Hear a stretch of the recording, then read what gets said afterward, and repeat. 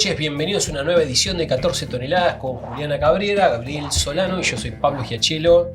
¿Cómo andamos? Muy bien. Muy bien. Sí, muy bien. Sí, Mirá muy vos. bien. Fútbol no. Usted dice por el partido de ayer. No, lo voy a ver anoche a repetición, porque ayer estaba el lago de los cisnes en el Colón. Y usted sabe que lo Te mío. fuiste al teatro. Lo mío. El ballet Es la clásico. cultura, también la cultura.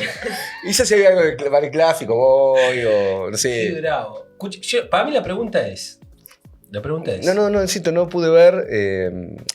Aparte estaba leyendo materiales teóricos de organización, un libro de Plejánov muy interesante. Muy interesante. Sí. ¿Se impone el fuera Gallardo o no? No. ¿Por qué? Bajo ningún concepto. Acabamos de renovar el contrato por un año. Y ahora era la resiliencia. Bueno, un saludo al pueblo boquense. Sí, hoy vi, Al público boquense. hoy vi que varios hinchas de Boca andan con la camiseta por la calle. O sea, me di cuenta que había hinchas de Boca en Argentina que no se sabía. No te hagas canchero, no te hagas canchero. No, yo lo saludo y No después te hagas yo... canchero. Aparte No te fue hagas- un afano el partido, no quiero... Y lo de Boca. Fue... Sí, un afano a River. A robo me referí. Después lo voy a nominar. Esto lo llevo hasta el final, compañeros.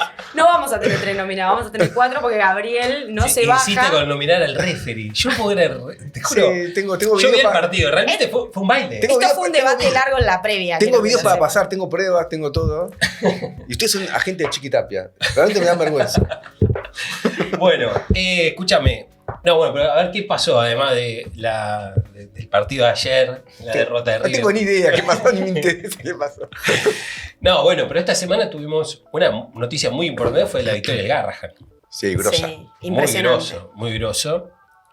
61% de aumento al básico que se suma a el bono fijo, ¿no? Que le habían dado de 400.000 o 350.000 a 400.000 pesos. Sí, de depende 350 a 450 para los se llama asistencial, de lo que atienden directamente a los pacientes, y 350 para la parte más administrativa. Claro.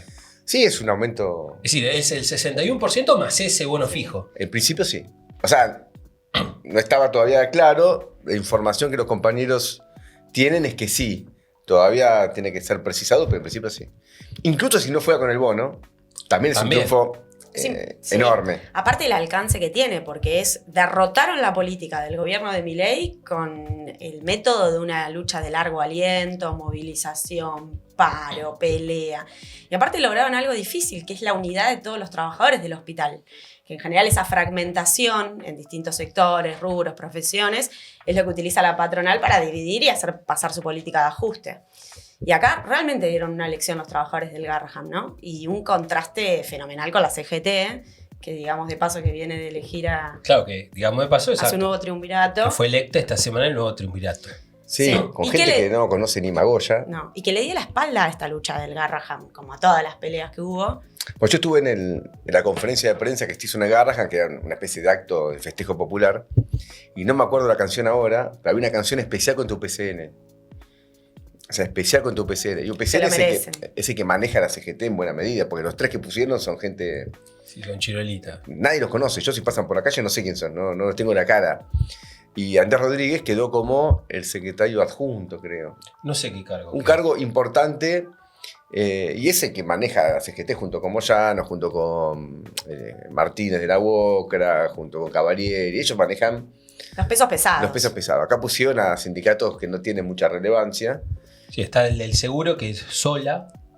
Está el del vidrio, que es Jerónimo, el apellido es Jerónimo. Y está Argüello, que es del gremio camionero. Claro, ahí tiene peso, pero no es Moyano, se puso a un segundo. Por ejemplo, este Jerónimo, él estuvo junto con Gerardo Martínez, el buchón de la dictadura, el batallón 601 Gerardo Martínez, con Cristalina Georgieva. Recordemos, Claro. ¿recuerdan aquella vez? Creo que por aquella oportunidad que lo nominamos a Gerardo Martínez a las 14 toneladas por aquella reunión con Cristalina Georgieva, donde Cristalina Georgieva le preguntó cuál era la situación de los trabajadores.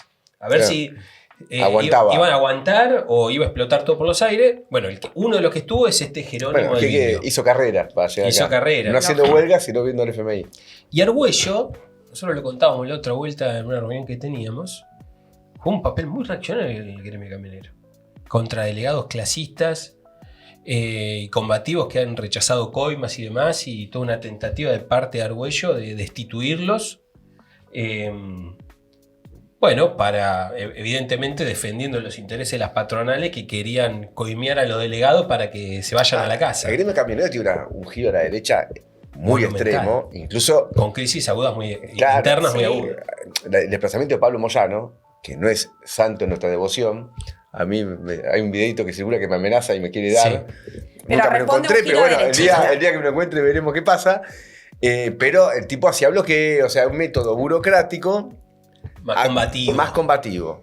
Con apretes que en general siempre decíamos, ojo con estos piquetes, porque si no están organizados democráticamente por los trabajadores, mañana te usan para levantar la huelga. Pero hacía esos piquetes. Ahora se acabó. Así que es un alineamiento por derecha de Moyano muy claro. Muy fuerte. Y sí, hace que te des una vergüenza. Y ahí los trabajadores del Garrahan lo viven porque UPCN firma siempre a paritaria del 1%. Siempre. O sea, es una cosa, es pelear contra el sindicato que creo que nadie lo quiere en el Garrahan, nadie. Y bueno, en es ningún un triunfo. lado son los enterradores de la paritaria de todos los estatales. Pero bueno, es ilustrativo que sea la misma semana donde una enorme lucha del Garrahan. Que aparte digamos que también fueron elecciones de la Junta Interna de ATE, le mandamos acá un saludo a los compañeros, donde revalidaron una conducción combativa, clasista. Hay un tema con esto, déjeme decirlo a ver cómo elaborarlo. Es complejo. Porque muchos se preguntan por qué ganó el Garrahan. ¿Por qué ahora? No, porque lucharon un montón. O sea, eso no cabe duda, todos lo sabemos muy bien. Pero no es que en este momento en particular estaba un ascenso de la lucha. La lucha continuaba difícil, esas luchas largas, es un hospital, aparte, bueno, pues para un hospital como parás una fábrica. Tenés aparte que son como 6 meses ya que sí, llegan. Sí, es difícil. Pero es evidente que la presión social tan grande que existe a favor del Garrahan, creaba una crisis, porque ahora se tiene que aprobar el presupuesto. Y si en el presupuesto no estaban los fondos para el Garrahan, iba a ser un escándalo. Y los gobernadores, yo imagino que quieren votar el presupuesto, deben decirle al gobierno, che, escuchame, yo tengo una crisis. Con mi propio... No me enchufes este muerto. Yo voy a la provincia, yo sé, soy el gobernador de tal lugar, los pibes van a Garrahan. Entonces, el gobierno posiblemente tiene que haber concedido, porque si ellos quieren viabilizar un presupuesto de ajuste, tienen que, en algunos aspectos que son muy, muy sentidos por la población, ceder cosas porque incluso los gobernadores deben tener drama, decir, yo no te voto. Y aparte, probablemente también hayan cedido en el momento de cierta baja del proceso de lucha, no porque hayan abandonado ni nada por el estilo, sino porque, bueno, las luchas tienen flujos y reflujos, ¿no? Justamente para no que no se le atribuya esa conquista a la lucha de los trabajadores. Y decir, bueno, en realidad es una concesión dada que por fue el lo que gobierno. salió así Iñaki no sé cuánto, los de ellos. Miren el gobierno, qué bueno lo que hizo. Pero creo que ahí me parece que estuvo muy bien todos los compañeros del Garrahan de salir a mostrar que es un triunfo de la lucha. Porque incluso si los gobernadores le dicen al gobierno, no te puedo aprobar el presupuesto sin la guita del Garrahan, es porque hubo una lucha del Garrahan y ganó un apoyo popular gigantesco. Sin la pelea de los trabajadores no estaríamos hablando de eso. Sí. Y ahora queda la pelea también en materia de presupuesto, que es toda una cagada de presupuesto. Pero, por ejemplo, la universidad también es un problema. Por ejemplo, si se aprueba el presupuesto nacional del 2026, si la plata de la universidad es que los gobernadores que lo votan avalan el veto de Milei. Porque, ¿qué significa eso?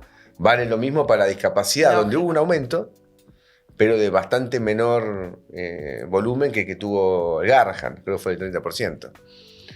Bueno, muy importante esto, un saludo para los compañeros del Garrahan. Había mucha preocupación en el Garrahan, me lo dijeron porque sabían que iba a venir un arbitraje polémico. Y bueno, pero... por el partido, ¿sí? Sí, mucha hinchas. Bueno, Ale Lipko es bostero. Sí, así le va. Acaba de arrancar un 61% de aumento. Sí, está todo arreglado. Bueno, Alejandro Lipkovich, ¿no? Me refiero al secretario general de la Junta Interna del Garrahan. Bueno. ¿Qué tenemos hoy? Dicho esto, vamos a ver las lecciones del triunfo de Mamdani en Nueva York. ¿Cuál es bueno, con un impacto internacional, probablemente no, una de las 3 grandes noticias de la semana. Hay artículos en Prensa Obrera, digámoslo, importantes, y digo porque se tienen que suscribir a Prensa Obrera. Claro. Absolutamente. Uno no quiere ser tampoco usar un lenguaje imperativo, pero somos imperativos. Claro. Hay que suscribirse. Hay un muy buen artículo de Luciano, que ahora se me acaba de borrar el apellido. Ardenti es. Sí. Arienti. Lucho de Sico. Para los compañeros, sí, que es compañero de AG de UBA. que escribió un artículo muy interesante. Es un drama los apodos, ¿viste? Sí, después no sabemos los Yo apellidos. conozco gente que ya son grandes, por ejemplo Pablito, de Telefónico. Acá le mando un saludo. Va a tener 162 años Y sigue siendo Pablito, claro. Y Lucho tenía otro apodo. En mi época, en la juventud. ¿Se puede decir? No, El quememos. luchismo le decían. El luchismo. Bueno, pero hay un artículo muy interesante de cobertura esto de lo de Mamdani, que nosotros lo habíamos cubierto en su momento cuando Mamdani ganó la interna. Le adelantamos. Cuando ganó la interna del Partido Demócrata, y efectivamente señalamos que era un candidato a ganar en general la elección porque los demócratas tienen el número puesto en las elecciones en Nueva York. Así que bueno, hay que suscribirse, hay que darle me gusta a este videito, así le damos difusión, así se conoce los análisis del Partido Obrero, los análisis de Prensa Obrera. Y entonces hoy vamos a ver, bueno, cuáles son las lecciones. Ahí va a traer mucha info Juli, como de costumbre, muy detallada y rigurosa. Y vamos a ver qué pasa en Sudán. Que estábamos en deuda con esto. Estamos en deuda con el tema, realmente una situación, una crisis humanitaria muy aguda y que importa tratar de meterse en un escenario bastante complejo. Pero es el otro gran genocidio de la actualidad. Del siglo XXI, exactamente. Así que bueno, sin más, vamos a el editorial de Gabriel Solano. Importa analizar la situación de la elección de Nueva York, el triunfo de Mamdani, y relacionarlo con lo que pasó en Argentina solamente hace unas semanas atrás, donde triunfó Javier Milei. Parecen elecciones, y lo son, elecciones con resultados distintos, en un sentido opuestos también, pero sin embargo que sean resultados distintos y hasta opuestos, eso no puede ocultar que hubo un proceso bastante parecido en la previa a las dos elecciones. ¿Cuál fue ese proceso parecido en la previa a las dos elecciones?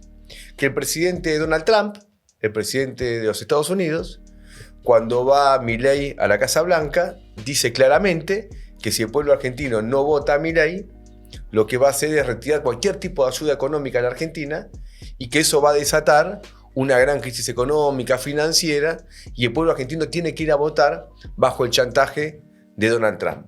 ¿Cuál es el resultado? Lo conocemos. Ganó en Argentina Milei y por lo tanto se impuso el chantaje de Trump. Cuando uno va a ver lo que pasó en Nueva York, tiene que ver que también hay un chantaje del gobierno de Trump contra el electorado de Nueva York. Hasta cierto punto más fuerte, porque es dentro del propio país. Y había amenazado, y sigue amenazando al día de hoy, Donald Trump al pueblo de Nueva York, que si votaba a Mamdani, y ahora sí lo sigue apoyando, iba a retirar la ayuda que manda el gobierno federal, el gobierno nacional, a el municipio de Nueva York. Y que iba a enviar solamente un mínimo, que está obligado por ley, pero que iba a retirar todo tipo de ayuda económica. Entonces, y es más, que iba a mandar la Guardia Federal también a Nueva York. Dos amenazas importantes, la que hizo Argentina y la que hizo Nueva York. Como vimos en Argentina, gana Milei y gana el chantaje de Trump. Y sin embargo en Nueva York ocurre lo contrario. Pierde Donald Trump, pierde el Partido Republicano, gana la candidatura de Mamdani por una diferencia muy significativa, porque supera el 50% de los votos, y por lo tanto, bajo un chantaje de semejante envergadura, logra Mamdani como candidato un triunfo que es muy significativo y le da una derrota muy fuerte al gobierno de Trump. Cuando uno escucha aparte los discursos de Mamdani, él directamente polariza con Trump y sale a responderle de manera permanente, de manera sistemática. Es decir, que no oculta, no rehúye a ese ataque que realiza Donald Trump, sino que lo enfrenta. Y por lo tanto uno ve algo que es importante para nosotros, que no es fatal que un chantaje del presidente del país imperialista más importante del mundo, no es fatal que ese chantaje tenga que dar el resultado que pretende el imperialismo. Porque en el caso argentino lo da, pero en el caso de Nueva York, dentro de su propio país, Trump es derrotado. ¿Cuál es la diferencia del proceso político entre la elección argentina y la elección de Nueva York? Donde ahí tenemos las lecciones que sacar. En el caso argentino lo vimos. Hubo una muy fuerte adaptación de conjunto de los partidos políticos capitalistas de la Argentina incluso los que se reclaman para sí mismos nacionales y populares y que tienen una presencia en el movimiento obrero a través de la burocracia sindical como es el peronismo, a la presión del imperialismo norteamericano. Y no solamente la presión del imperialismo norteamericano, sino que en la previa, a través de la burocracia sindical, se fue desenvolviendo una política de paz social con la ofensiva capitalista que llevó a que los trabajadores tengan que votar en la elección de Argentina en un cuadro de desmovilización, de atomización. Y cuando un trabajador vota de manera atomizada, no vota como clase. Se impone lo que es la formalidad de la democracia capitalista, que vota en tanto ciudadano, como si tuviese un interés particular o un interés colectivo como clase. En ese proceso en el cual los trabajadores van a votar sin iniciativa, sin lucha, desorganizados, se termina imponiendo el chantaje de Donald Trump y se termina imponiendo quien es el agente de Donald Trump en Argentina hoy, que es el gobierno de Milei. En Nueva York no pasó lo mismo. En la previa, y cuando hablamos de previa, hablamos de varios meses para atrás, hubo una gran lucha, especialmente de la juventud, pero no solo de la juventud de Nueva York, donde uno de los temas más movilizantes fue salir a la calle, ocupar universidades contra el genocidio sionista, imperialista del pueblo palestino. Eso en Argentina no lo tuvimos. Porque quienes luchan en Argentina contra el genocidio del pueblo palestino fue solamente el Frente de Izquierda y algunas fuerzas de izquierdas más. Pero hemos visto cómo el peronismo se borró, la mayoría del progresismo se borró, y eso ha llevado a que sea todavía un tema en el cual no tiene una masividad que tiene, por ejemplo, en Nueva York, y que al revés, aparece la DAI, aparece el sionismo con iniciativa en nuestro país. En cambio, en Nueva York fue al revés. Fue una enorme movilización popular, que no solamente confrontó con el sionismo, sino confrontó dentro de Nueva York con el gobierno de Donald Trump, que de manera permanente mandó la policía a reprimir las ocupaciones estudiantiles, deportó a una parte de la población que estuvo a la cabeza de estas luchas, porque aparte hay muchas universidades donde estudian estudiantes de todo el mundo y fueron deportados, se persiguió a los profesores de esas universidades. Es decir que hubo una confrontación con el sionismo, pero una confrontación muy fuerte con el gobierno de Donald Trump dentro de los Estados Unidos, en Nueva York, contra lo que nosotros caracterizamos el peor genocidio de este siglo, que es el genocidio del pueblo palestino. Entonces tenemos una situación que es muy diferente, cómo llega el pueblo de Nueva York y cómo llega el pueblo argentino a las elecciones. Y además aparece, y es un dato que también diferencia el proceso argentino del proceso de Nueva York, que a un candidato, como es Mandani, un candidato que es él, un migrante, un candidato joven, que forma parte del ala izquierda del Partido Demócrata. El Partido Demócrata, nunca hay que olvidarse, es un partido imperialista del imperialismo norteamericano. Siempre se dice, y es verdad, que los gobiernos demócratas son los que más guerras hacen, incluso muchas veces más que los republicanos, que son el ala derecha, pero el Partido Demócrata es un partido claramente del imperialismo norteamericano, y esta es una fracción de izquierda dentro de ese Partido Demócrata. Pero que este candidato levantó un programa que representa aspiraciones populares inmediatas dentro de Nueva York. Una ciudad que es carísima para quienes laburan en Nueva York, para la población trabajadora de Nueva York, para la población migrante de Nueva York.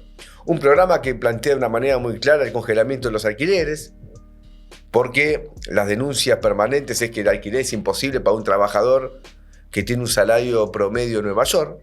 Entonces el congelamiento de los alquileres. Un tema muy importante que es la gratuidad del transporte público, la gratuidad del cuidado de los niños, de las guarderías, como se suele decir, de escuelas infantiles, el aumento del salario mínimo, la contratación de miles y miles de profesores y de docentes para reforzar el sistema educativo. Y todo esto financiado, dice Mandani, con un impuesto a los ricos. Y si en un lugar del mundo hay ricos, justamente es en Nueva York, porque es la capital del capital financiero mundial. Entonces hace un programa que interpela a una población muy amplia que no solamente está dispuesto a votarlo, sino que está dispuesto a militar justamente por ese programa. Al punto tal que se crea un gran movimiento que no tuvo solamente como punto de partida las grandes luchas contra el genocidio sionista imperialista del pueblo palestino, sino que se desarrolla un gran movimiento para defender este programa en las elecciones, al punto que Mamdani logra movilizar a unos 100.000 colaboradores en la campaña electoral que van casa por casa, haciendo una campaña y convenciendo al pueblo que tenía que votar que vote por este candidato. Y el choque no es solamente con Donald Trump, que es el presidente de los Estados Unidos, sino que también es un choque al interior del Partido Demócrata, porque un sector importante del Partido Demócrata le quita el apoyo a Mamdani, a pesar de que él milita dentro del Partido Demócrata, y pasa a apoyar al candidato que lo enfrentó, se llama Cuomo, un tipo muy reaccionario, denunciado, que viene también del Partido Demócrata, porque acá se presenta como candidato independiente, y que tiene sobre sí denuncias muy fuertes, muchas de ellas sobre abuso sexual. Y Trump lo pasa a apoyar, por más que es un candidato independiente, porque tiene más posibilidad de ganarle a Mamdani que el propio candidato del Partido Republicano, que no llega a los 10 puntos en la elección. Entonces, ¿cuál es una lección que tenemos que sacar de acá? Una lección es que la lucha previa que se desenvolvió en Nueva York, que estuvo ausente en Argentina, cambió también el resultado electoral. Y que la propia elección, cuando se hace sobre la base de un programa, que muy lejos está, y esto hay que decirlo, es un programa comunista, como lo acusa Trump. No se trata de un programa comunista, ni mucho menos el programa de Mamdani. Tampoco es un programa socialista. Tampoco es un programa anticapitalista. Pero es un programa que choca con la estructura actual que tiene la ciudad de Nueva York, de los intereses capitalistas que dominan Nueva York, y que por lo tanto al chocar y recoger aspiraciones populares desata una gran movilización, incluso dentro del propio proceso electoral, haciendo que 100.000, sobre todo jóvenes, salgan a militar casa por casa y también en las redes sociales para lograr este triunfo y que se plasma en un 50% de los votos, superar el 50% de los votos. Entonces acá tenemos que sacar una conclusión, que es que cómo enfrentamos estas presiones del imperialismo. Si la vamos a enfrentar con una adaptación, como ocurrió en Argentina, o se la enfrenta a través de una movilización popular que no solamente se da en el proceso electoral, sino que se da en el conjunto del proceso político, social, y que toma como programa no solamente reivindicaciones inmediatas de la población, sino temas centrales como son la defensa de Palestina contra el genocidio. Entonces esa conclusión es muy importante tenerla en cuenta. Ahora, ¿cómo sigue este asunto en Argentina y en Nueva York? Bueno, en Argentina es importante la pregunta porque después de la elección, Milei queda cada vez más dependiendo de lo que es un salvataje norteamericano. Todavía no es claro muchas cuestiones, no es claro cómo se va a implementar el swap de dólares que se anunció, no es claro que se esté ejecutando, porque no se sabe más nada, de este refuerzo de $20.000 millones de dólares de un consorcio de bancos, entre los cuales iba a estar la JP Morgan, el Citibank, de eso todavía no sabemos nada.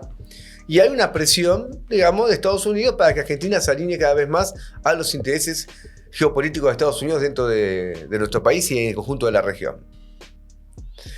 Sin embargo, y esto es un tema para seguir, Trump no solamente pierde las elecciones en Nueva York.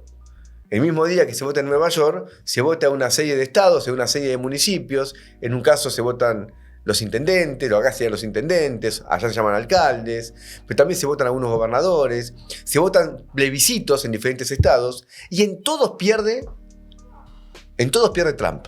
Es un dato importante, en todos pierde Trump. ¿Por qué en todos pierde Trump? Porque Trump está en una fuerte caída en la popularidad dentro de los Estados Unidos. Está en un 30 y pico %.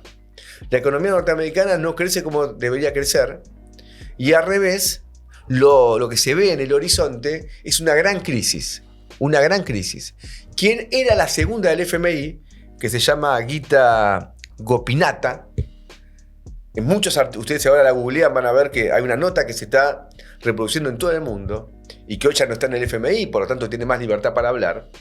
Está anunciando que por la burbuja financiera que especialmente tiene su epicentro en los Estados Unidos y especialmente en la bolsa de los Estados Unidos, se puede prever que va a haber una crisis en un corto plazo en el cual pueden desaparecer como riqueza el equivalente a 35 billones de dólares. Y un eje de esa crisis está en las empresas de inteligencia artificial, que hay muchísima inversión en ella, hay mucha especulación con las acciones, han subido muchísimos las acciones, pero que sin embargo no tiene como contraparte un aumento de los beneficios. Entonces, si uno compra una acción y cada vez vale más la acción y no hay beneficios, la tasa que da de beneficios a acción cae. Y eso es lo que está ocurriendo. Entonces se prevé que se puede pinchar esta burbuja. Y 35 billones de dólares de destrucción de riqueza en el mundo significa una crisis internacional de características gigantescas similares a la que tuvimos en el año 2008. Entonces, ojo, porque el gobierno de Argentina ha quedado dependiente cada vez más de Donald Trump, que cae su popularidad dentro de los Estados Unidos, que pierde las elecciones intermedias dentro de los Estados Unidos y que además tiene como base una posible crisis financiera que algunos vaticinan podría tener un alcance histórico. Entonces esto tenemos que seguirlo con mucha atención. Y dentro de Nueva York se va a producir también una confrontación de clase, porque ese movimiento de lucha tan importante que llevó a Mamdani a un triunfo electoral histórico, ahora va a tener que hacer una experiencia con el propio gobierno de Mamdani, porque difícilmente estas aspiraciones mínimas las pueda cumplir, porque representan choques con el Estado central de los Estados Unidos, choque con la gobernación de Nueva York, y esa experiencia tendrá que procesarse y la vamos a seguir desde acá con muchísima atención. Entonces vamos a nivel internacional a crisis cada vez más agudas, y una América Latina que está viviendo una ofensiva al imperialismo norteamericano como hace mucho tiempo no se ve. Porque de ninguna manera nosotros podemos pasar por alto que tenemos al principal portaaviones de los Estados Unidos en la costa venezolana, con una amenaza muy clara de intervención militar. Entonces tenemos un intento de Estados Unidos, y de Trump en particular, de hacer de América Latina un patio trasero dominado integralmente por Estados Unidos desplazando a China, y hacer dentro de los Estados Unidos una guerra contra los trabajadores, porque ningún país puede prepararse para una guerra con China, por ejemplo, sino Estados Unidos, si dentro de su país no tiene a los trabajadores derrotados. Y el problema que plantea la elección de Mamdani, el movimiento que llevó a ese triunfo, es que todavía Trump no tiene las condiciones para una guerra internacional dentro de los Estados Unidos. Y eso se va a tener que procesar en el próximo periodo. Entonces vamos a choques importantes en toda América Latina y dentro de los Estados Unidos, en el cual tiene que emerger una alternativa socialista. Porque el triunfo de Mamdani, con lo importante que es, no debe confundirnos a nosotros que los programas de conciliación de clase no tienen la capacidad de enfrentar las ofensivas del imperialismo. Y para los trabajadores se trata justamente de estructurarse como clase para poder luchar en Argentina y en Estados Unidos y en toda América Latina contra el imperialismo y contra el capitalismo. Muy bien. Cuando vos citabas esto de la diferencia entre el chantaje de Trump en Estados Unidos y la diferencia con el chantaje en la Argentina, o los de resultados, la respuesta claro, de los opositores, los resultados distintos, antagónicos entre uno y otro, nosotros habíamos citado también uno más histórico. Uno decía, bueno, momentos históricos diferentes. Ahora se vio en concreto cuál era el histórico, el de Perón. Claro. El famoso Braden o Perón. Que fue Perón, no fue Braden. Claro, y el que se impuso no fue Braden, sino que fue Perón. Y se impuso en gran medida por la memoria muy cercana de los trabajadores, las conquistas que habían logrado en el marco del gobierno de Perón, y al mismo tiempo en un cuadro de un ascenso de movilización, porque habíamos tenido el 17 de octubre del 45, una huelga política de masas protagonizada por el movimiento obrero argentino. Muchas conquistas que Perón da siendo vicepresidente y secretario de Trabajo es en un cuadro de huelga, no son concesiones gratuitas. Claro. Es decir, se imponen por la lucha. Claro, primero son otorgadas en términos legales, pero luego son conquistadas en términos reales por la vía de la movilización, la huelga. Y porque Perón encuentra un movimiento obrero muy organizado, digamos. Absolutamente. Entonces, este es un punto que me parece importante. Ahora tenemos esta situación en Estados Unidos, y a estas movilizaciones que vos mencionabas, hay que agregarle que nosotros venimos una gran movilización el 18 de octubre. Una movilización de 7 millones de personas en todo el país, en Estados Unidos. La consigna No Kings. Exactamente, claro. Enfrentando especialmente a Donald Trump. Claro. Contra esta idea, ¿no?, de un régimen monárquico, a la cual fue respondida por Donald Trump con un videíto de inteligencia artificial tirándole caca desde un avión, él como... bueno, la locura de Donald Trump. En un cuadro de una tentativa muy fuerte de Donald Trump de una militarización del país. ¿no? Porque han pasado cosas que son medio inéditas. El envío de fuerzas federales a distintos estados, el caso de Portland y otras ciudades, que representan una escalada represiva muy aguda de parte del gobierno de Donald Trump contra fundamentalmente las manifestaciones, las movilizaciones contra la política de persecución a los migrantes. Claro, como una reacción popular a las redadas antimigrantes. Claro, hubo choques, incluso en algunos lugares, contra el intento de la deportación. Hubo... Claro. Lógico. En Sí. Los Ángeles fue Sí. muy importante. Yo, 2 reflexiones más y nos metemos con el informe de Juli, si les parece.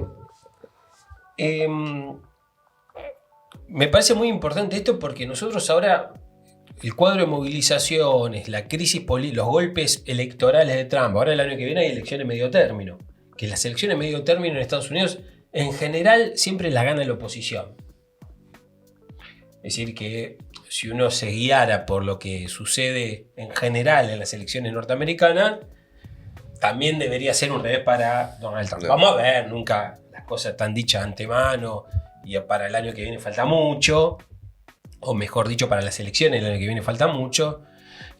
Vamos a ver qué es lo que sucede. Pero vos tenés que es un gobierno que enfrenta un cuadro de movilizaciones, golpes políticos, golpes electorales como el que sufrió recién, nada más y nada menos que en Nueva York. Lo de la crisis financiera es muy agudo. Es un tema que habrá que dedicar un programa, porque me parece que Sí. es un tema que se está discutiendo poco y puede cambiar completamente las coordenadas de toda la crisis internacional. Total. Hay un artículo de Heller, de Pablo Heller en Prensa Obrera, léanlo y aprovechamos para insistir de que se suscriban, recogiendo este artículo de Gita. de Gita Gopinath, creo que se llama, que es del 15 de octubre. Nosotros lo mencionamos en su momento, salió como hace como 3 semanas. Ahora, todo esto condiciona los planes, efectivamente los planes imperialistas de Trump. Porque aparte Trump, por un lado, no reúne las condiciones internas, porque tiene que disciplinar al movimiento obrero y a la clase trabajadora norteamericana si quiere avanzar en la guerra, y luego tampoco reúne las condiciones, las condiciones económicas, pero tampoco incluso reúne las condiciones, la espalda para poder afrontar la lucha contra China.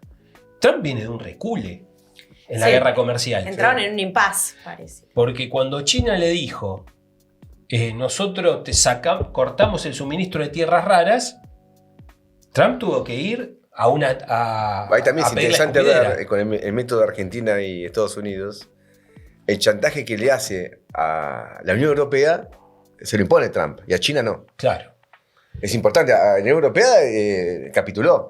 Capitula. Y Capitula. todos los países asiáticos, Japón, con los que se reunió, Corea del Sur y demás, solo lograron, es decir, capitulan frente a las presiones del imperialismo yanqui y como respuesta logran algunos puntos menos de... Sí, de acuerdos que son incumplibles. Sí, pero ¿cómo se dice? Me sale retenciones. No, son aranceles. Unos puntos menos de aranceles. Pero capitulan en toda la Sí. línea, a diferencia de China, que dice yo tengo las tierras raras. Y hoy sale, ¿y qué responde Bessent? Dice, China cometió un error con esto, de ponernos las tierras raras, de que van a cortar con las tierras raras, que son claves para la producción de Muchas cosas, celulares, sí. de autos eléctricos. Y de cosas de guerra. Sí, material bélico. ¿Qué responde Bessent? China cometió un error porque nosotros en 12 o 24 meses vamos a superar esta dependencia que tenemos de China de las tierras raras. Y hoy sale un artículo en el Financial Times diciendo, vemos difícil que en 24 meses Estados Unidos revierta esta dependencia. Lo que sí es cierto, como forma de ver, es que cada vez que a vos te ponen un condicionamiento, te esforzás por superarlo. Lógico. Claro. China en buena medida lo hizo en muchos planos. Viene laburando hace mucho para superar su dependencia de los Claro, semiconductores. que los tampoco lo microchips. logró del todo. Tampoco lo logró. Tampoco lo logró. Y ahora dependen. Entonces Hay una carrera. Hay una carrera. ¿Quién gana, quién pierde? Pero es una carrera. Sí, sí. Por eso las tierras raras incluso están en el centro de la discusión con respecto a qué va a ocurrir en Ucrania.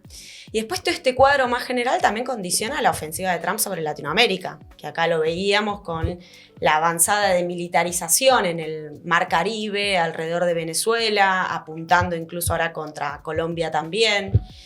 Y hasta la masacre en Río de Janeiro, que no lo llegamos a abordar acá, por parte de, digamos, el gobernador bolsonarista, también muy alineado políticamente con esta línea trumpista, incluso haciendo declaraciones de que ellos están combatiendo el narcotráfico, en lo que, bueno, las imágenes fueron realmente conmovedoras, fue una brutalidad, una masacre total, pero pidiendo asistencia al imperialismo yanqui, a Trump, si no quiere venir a colaborar como lo hace en Venezuela. Bueno, toda esta ofensiva también queda condicionada por el cuadro más general. Incluso esta debilidad financiera, económica de los Estados Unidos, hay que ver cómo se desenvuelven, pero pueden ser una bomba de tiempo para la Argentina. El shutdown. Y Trump. Que no lo mencionamos. El shutdown. Sí. Que es una crisis social y económica muy aguda. Hay miles y miles de gente que no cobran el sueldo, se suspenden vuelos. Miles de vuelos diarios que se suspenden. Pero Trump, aparte, no tiene reelección. Entonces, tendría que, para tener reelección, tener una elección brutal en el medio término y modificar la Constitución, que ahí es por un sistema de enmiendas. Parece muy difícil que lo logre. Y tener a Trump como Pato Rengo, que es la expresión que se usa en Estados Unidos para quien no tiene reelección, es interesante ver también, porque cuando empieza a hacer una parte de su mandato, si no reúne las condiciones para poder ser reelecto, bueno, para un tipo que quiere ser el bonapartista del mundo. Claro. Lógico. Es un el golpe. régimen político norteamericano no colabora a su tentativa de una ofensiva a fondo porque puede estar cambiando y te general. Por eso es muy difícil. Un gobierno personalista cuando cambia de persona ya no va. Claro. En cambio, el régimen político de los chinos... Bueno, le dijeron eterno. Eterno. Y usted lo escucharon hablando de que hablaba Putin con Xi Jinping, bueno, que quieren vivir 150 años, pero igual el tipo quiere ser eterno de verdad. Y bueno, ahora usted mencionaban, estaba el portaaviones norteamericano, el Ford, Gerald Ford creo que se llama, que es el más importante que tiene Estados Unidos en el mar del Caribe. Y la noticia de esta semana es que China largó al mar su tercer portaaviones, pero de producción exclusivamente china, que se llama Fujian. Los otros eran de fabricación rusa y que fueron terminados de construir en China, pero de producción exclusiva china, y bueno, que se le coloca par a par con el Ford de Estados Unidos.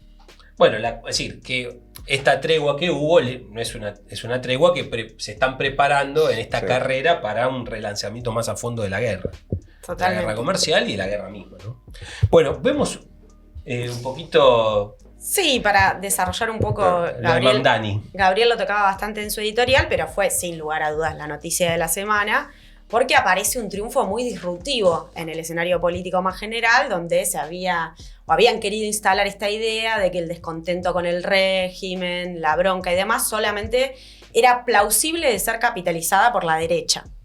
Ustedes piensen que Mamdani, él lanza su candidatura en octubre de 2024 y 2 semanas después gana Trump la elección nacional en Estados Unidos. Y efectivamente es un elemento disruptivo por las características de su campaña, por los planteos que él desenvolvió, incluso él mismo siendo musulmán, él nació en Uganda, es hijo de indoamericanos, y que finalmente no solo gana, sino que se impone con más de 1 millón de votos. El dato es que muchos estiman que, por ejemplo, entre los jóvenes entre 18 y 29 años, él conquista el 75% de los votos.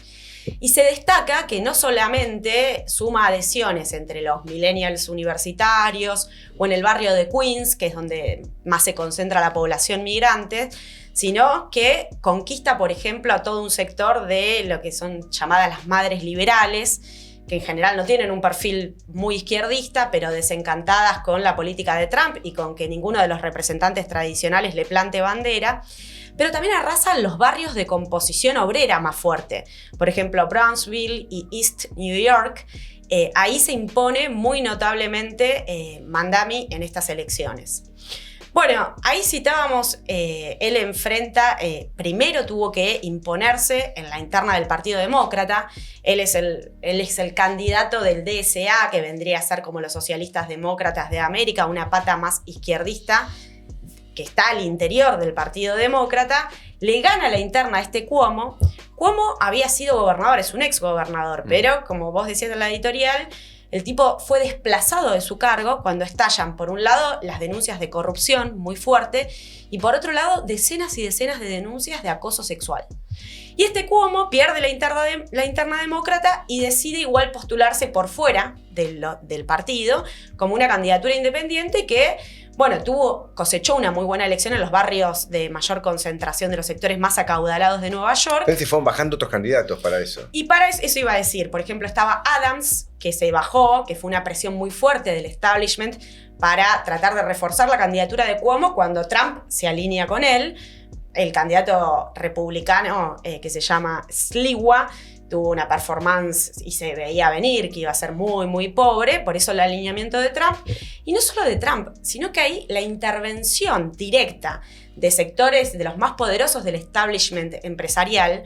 Por ejemplo, se calcula que 26 millonarios pusieron $22 millones para una campaña muy fuerte contra la figura de Mamdani.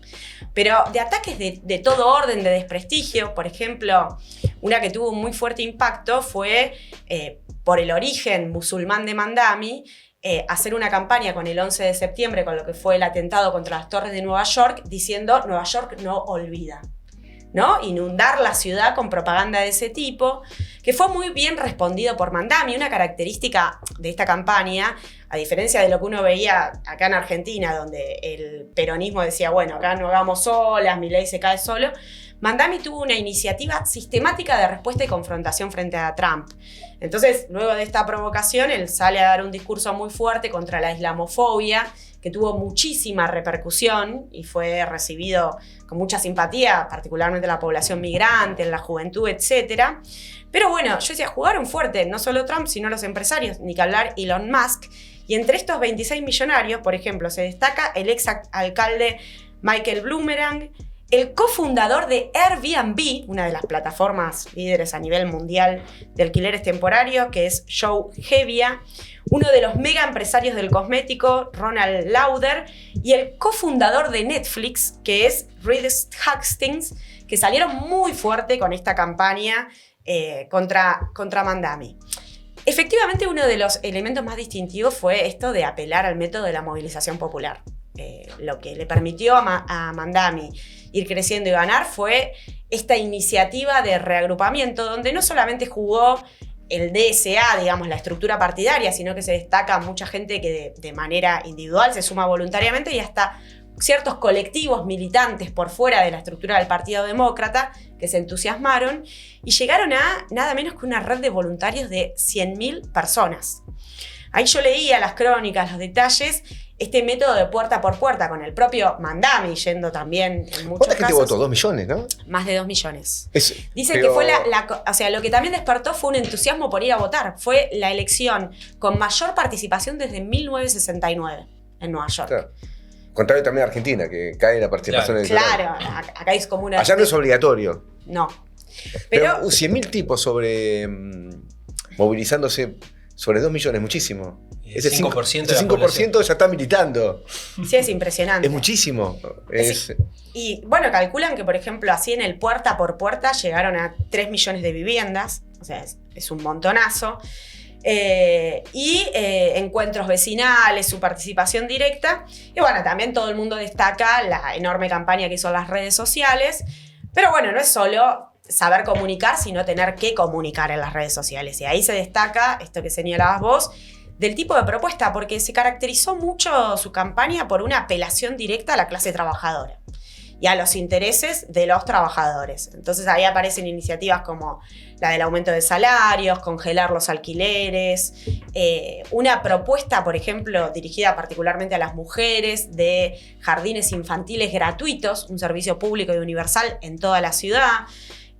Lo mismo con supermercados públicos para controlar los precios de los alimentos, y bueno, combinado muy virtuosamente con un mecanismo de comunicación en redes sociales. Por ejemplo, ahí yo leía, el tipo armó como una calculadora virtual, una herramienta digital, donde vos ponías qué edad tenías, cómo estaba compuesta tu familia, cuánto pagabas de alquiler, etcétera, y cuánto te ibas a poder ahorrar si progresaban este tipo de iniciativas, apelando directamente a los intereses más directos de una clase trabajadora muy golpeada y muy enojada con el trumpismo.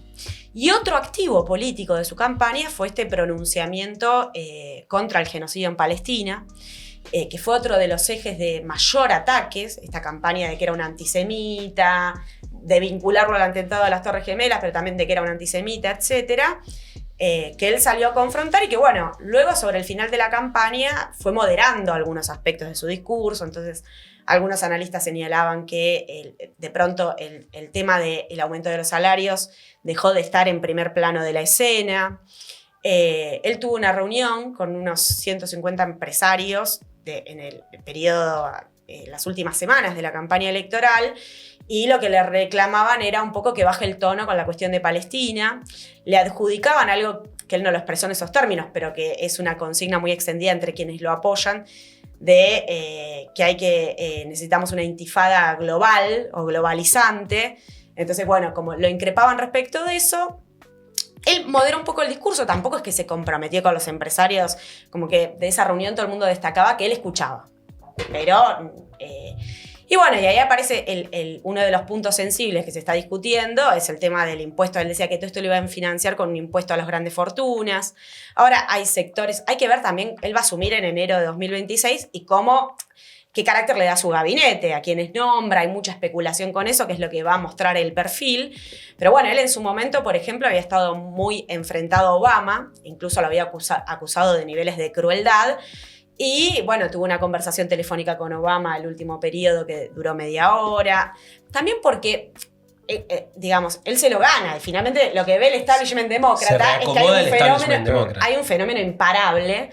Entonces, bueno, Bernie Sanders, que Mandami igual lo considera como una de sus fuentes inspiradoras, porque había sido hasta ahora una de las expresiones más izquierdistas, naturalmente lo apoya, y el resto del establishment demócrata está ahí viendo cómo se reacomoda, que es este apoyo a último momento de Obama, que es más una confesión de que, bueno, contra este fenómeno no puedo hacer nada. Pero realmente... sí, es un intento de cooptación. Claro. Sí, y luego derrotar el chantaje de Trump, que también nos trae a la situación en Argentina. Nosotros analizamos el triunfo de Milei muy fuertemente condicionado por esa intervención política y económica del imperialismo yanqui. Acá también estuvo presente, pero fue derrotada. De hecho, está la amenaza de quitarles los fondos de lo que vendría a ser la coparticipación, digamos, federal, o la amenaza de invadir con la Guardia Nacional, si se niegan a la ofensiva deportadora, por ejemplo. Y todo eso lo derrotaron con este método de la movilización, la lucha política. Un tema interesante de lo que pasó con el pueblo judío de Nueva York. Porque hubo un gran ataque de Trump a los judíos que votaron a Mandani. Los llamó estúpidos. Sí.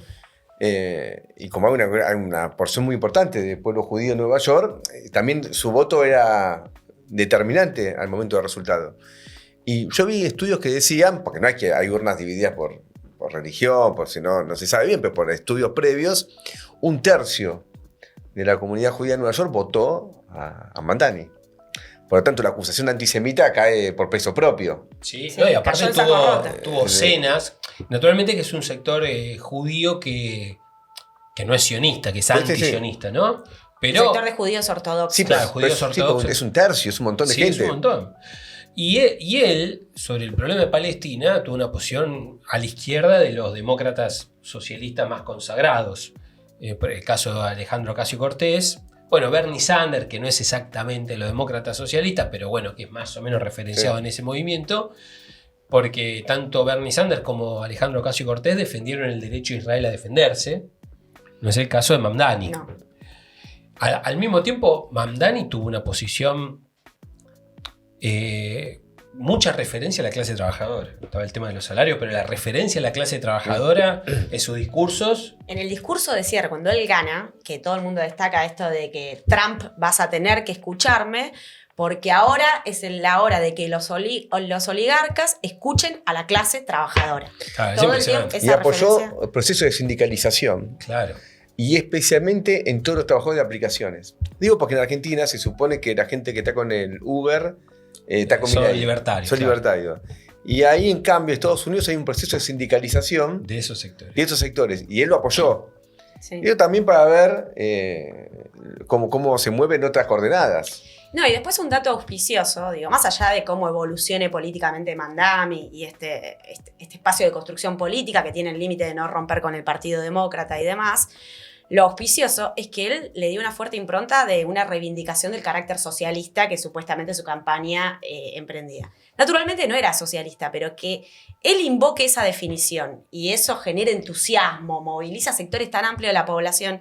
Incluso Trump, vos citabas que hubo otras elecciones en simultáneo, por ejemplo en Nueva Jersey, en Virginia, en Georgia, donde fue derrotado el trumpismo, pero la campaña de la derecha era asociar a los candidatos locales con Mandami. Sí, sí. Es el terror comunista, el terror socialista.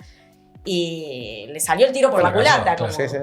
Ahora, vos comparás, por ejemplo, con la campaña del peronismo acá, Mamdani Sí. está Tayana- 100 kilómetros a la izquierda. Tayana Sí. y Mandani. Sí, 100 kilómetros a la izquierda está Mamdani.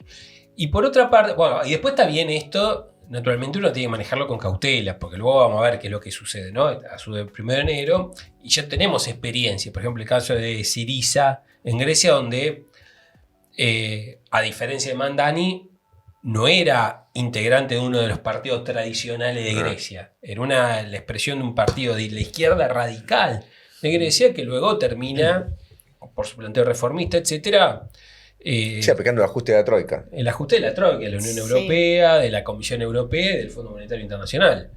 Incluso traicionando un referéndum que se había hecho, que habían dicho que había que rechazar el ajuste de la Troika y termina aceptando el ajuste de la Troika. Cediendo a la presión. del Cediendo a imperialismo. esa presión.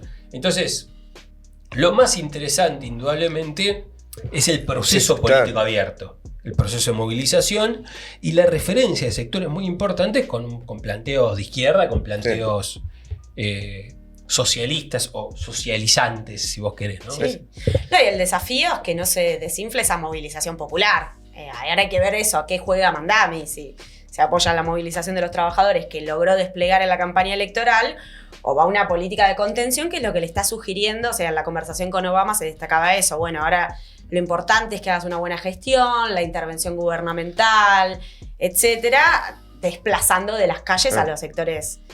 Pero bueno, una vez que la gente se moviliza, se entusiasma, gana las calles, hay un proceso abierto y probablemente se procesen choques, giros, contradicciones. Totalmente. Es interesante. Bueno, vemos un poquito Sudán. Vamos a Sudán. Vamos. Vamos a Sudán. Bueno, esto es un quilombo, Sí. pero bueno, paciencia. ¿Dónde queda Sudán? Bueno, queda en África. Él sería el noreste de África. Noreste de África, abajo de Egipto. Egipto, recordemos que es limítrofe con Gaza. Claro. Bueno, esto es abajo de Egipto y hacia el este, Sudán da al Mar Rojo, ¿no? Quizá estaría bien tener un mapita. Bueno, luego vemos si nuestro querido compañero Tommy lo puede insertar en el video. Dice que sí, Acá dice nos que dice sí. que sí. Y el Mar Rojo es importante. Y el Mar Rojo es muy importante porque por el Mar Rojo luego se pasa es la manera de llegar al estrecho por el cual se llega al mar Mediterráneo, que ahora no me acuerdo cómo se llama, por Egipto, que lo que nacionalizó Nasser. Sí, el canal de Suez. El canal de Suez. Para llegar al Hacelo canal de así. Suez, claro, para llegar al canal de Suez tenés que pasar por el Mar Rojo. Es Y es una ruta sensible del comercio internacional. fundamental porque si no tienen que dar los barcos, Toda una vuelta. la vuelta por abajo Claro. de África. Y aparte es un lugar hoy de choques militares, el Mar Rojo. Muy importante. Entonces este es el lugar la importancia geográfica, si se quiere, de Sudán. Ahora, ¿qué fue lo que detonó que Sudán ingrese a los medios occidentales en el curso de las últimas semanas? Tengamos en cuenta que en Sudán en realidad hay una guerra civil desde hace más de 2 años, del 15 de abril de 2023, pero en las últimas semanas, o en la última semana, apareció con mucha fuerza el tema de Sudán, porque se produjo la captura de la ciudad El Fasher por parte de las Fuerzas de Acción Rápida ahora voy a explicar quiénes son los actores más precisamente, que están bajo el liderazgo de Mdeti, que derivó en episodios brutales, completamente brutales, donde efectivamente se está llevando adelante un genocidio. Estas fuerzas de acción rápida que llevan adelante un genocidio contra la población negroafricana, fundamentalmente de lo que son las poblaciones de Fur, Masalit, Zagagua, ¿no? Son sectores, bueno, de una población negroafricana, y este sector de las fuerzas de acción rápida que son africanos árabes. Y hay una política racista que se está llevando adelante ahí. Lo que pasó a fines de octubre fue dramático. Por ejemplo, se denuncia de que 460 pacientes y familiares fueron ejecutados a sangre fría en un hospital. Bueno, la situación es crítica en toda la zona de... El Fayer, que es una de las principales ciudades de la región de Darfur, ¿no? Que es lo que vendría a ser el oeste de Sudán. Todo el oeste de Sudán, que está en gran medida bajo el control de estas fuerzas de acción rápida. Esto en gran medida no es nuevo, esta política de Mdeti, porque ya Mdeti, liderando unas milicias que se llamaban Janjaweed, había ejercido una política de genocidio, una limpieza étnica contra estas poblaciones negroafricanas en 2013 en Darfur, en la misma región. Estas fuerzas de acción rápida no son el gobierno. No son el gobierno. Y entonces, ¿qué es lo que sucede? Acá hay una guerra civil. ¿En qué consiste la guerra civil? ¿Quiénes son los actores? Acá contamos el último capítulo, ¿no? De esta guerra civil, que es este hecho trágico que sucedió. Pero que viene hace años. Y que viene hace años, hace 2 años estallada la guerra civil. Nosotros tuvimos que, a partir efectivamente de 2023, de abril de 2023, se produce una escisión entre las fuerzas de Mdeti, que son quien constituye las fuerzas de acción rápida, contra lo que son las Fuerzas Armadas de Sudán, que vendrían a ser el ejército de Sudán, liderado por Al-Burhan. Ambos eran socios en un gobierno de transición frente a la caída del gobierno de al-Bashir, que había caído en 2021, se produce un golpe militar, porque en 2018 y el 2019 estalla una rebelión popular en Sudán. La rebelión popular, como consecuencia del aumento de los combustibles, se produce una crisis política, etc. Al-Bashir cae en 2021 como consecuencia de un golpe militar, es decir, que la rebelión popular es usufructuada por estos sectores del ejército que incluso venían aguantando a al-Bashir, que estuvo durante 30 años al frente del gobierno de Sudán. Y justamente la cumbre o los dos principales figuras de este golpe militar eran Al-Burhan, quien hoy está al frente de las Fuerzas Armadas de Sudán, las FAS, del gobierno formal. Del gobierno formal, y Mdeti. Estas FARC, las Fuerzas de Acción Rápida, eran como unas bandas paramilitares que había sostenido al-Bashir, quien cayó ahora en 2021. Que eran bandas paramilitares, y quien era el capo de estas bandas paramilitares era Mdeti. Mdeti, como capo de las Fuerzas de Acción Rápida, las FARC, y el capo del ejército, que es Al-Burhan, llegan juntos al gobierno y arman un gobierno de transición en 2021, que en 2023 explota en una crisis entre los dos que habían llegado juntos al poder. Al parecer por una tentativa de integración de las fuerzas de acción rápida, los paramilitares, al ejército regular, a las Fuerzas Armadas de Sudán. Ahora, ¿cuáles son los intereses económicos y los alineamientos internacionales? Porque, ¿qué es lo que está en disputa?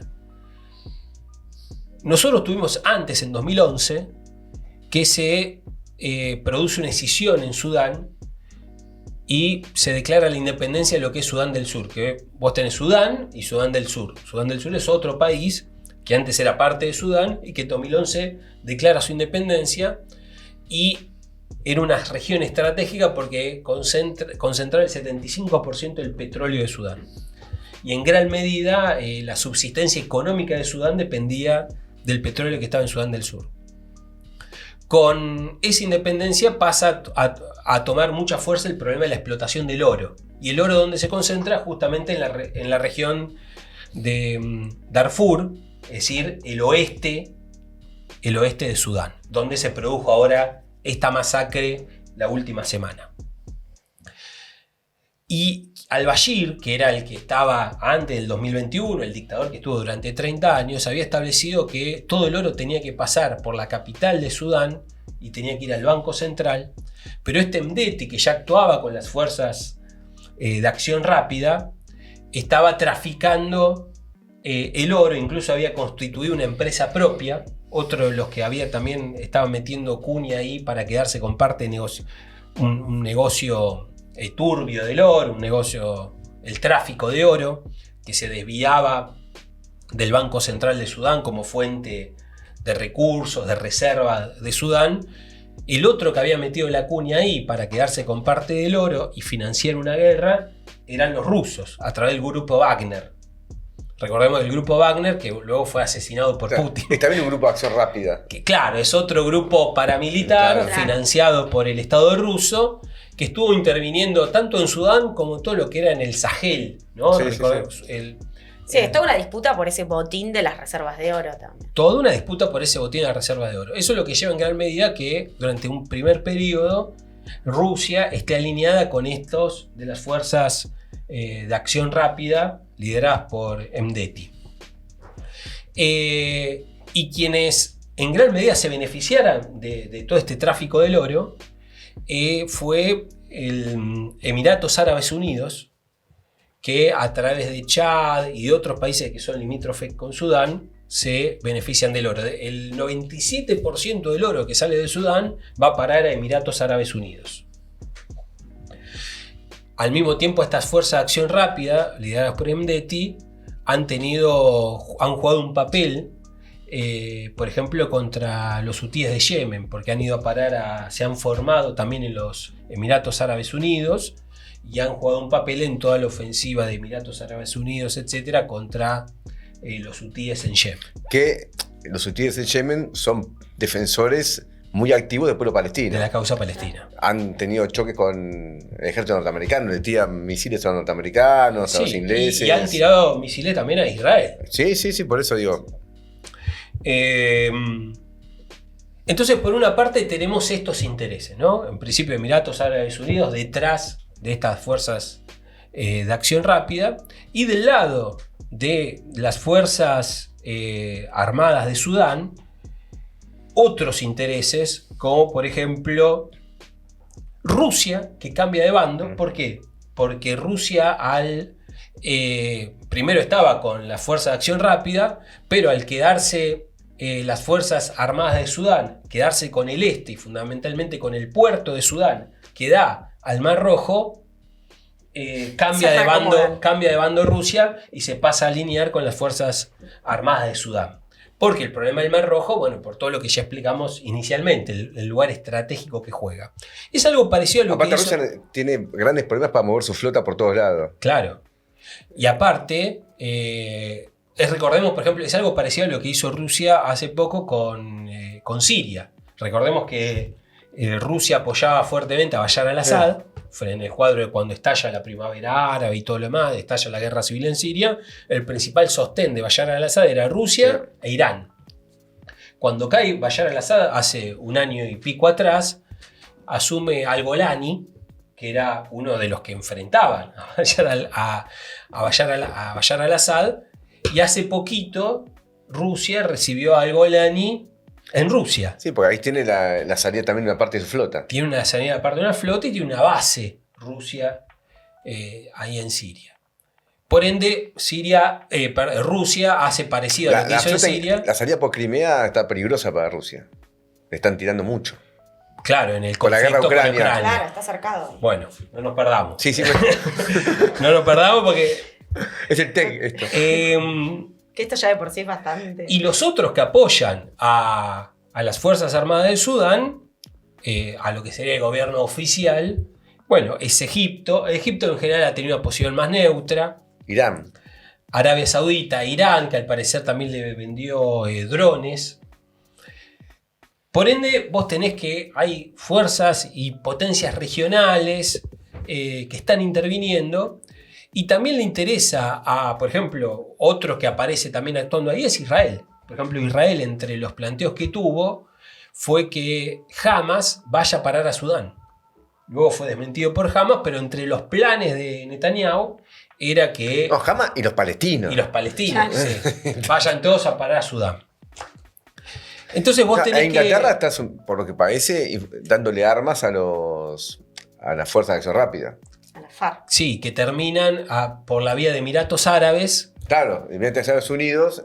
Terminan las armas inglesas, terminan Claro. financiando o sosteniendo a las fuerzas de acción Claro, y rápida. el alineamiento de Israel también es con ellos. Bueno, No, el alimento de Israel al parecer sería con las fuerzas son todos intereses medio cruzados, ¿viste? Sí. No está todo muy claro. Pero bueno, lo cierto cuál es, que como consecuencia de esta guerra civil se estipula que hay de piso 50.000 muertos y que puede llegar a 150.000. Esto es como Gaza, que no está claro. En Gaza los números oficiales que da el Ministerio de Salud de Gaza son 70.000. son 70.000, pero algunos estipulan, ¿no? La revista de Lancet era que había dicho que podía llegar a 150.000. La relatora de Numerosos Naciones Unidas habló de organismos. 500.000. sí. Claro, bueno, por eso, son números demenciales. Y acá tenemos una cosa similar. Hay más de 10 millones de desplazados en Sudán y al mismo tiempo tenemos probablemente la mayor crisis humanitaria del mundo hoy esté concentrada en Sudán.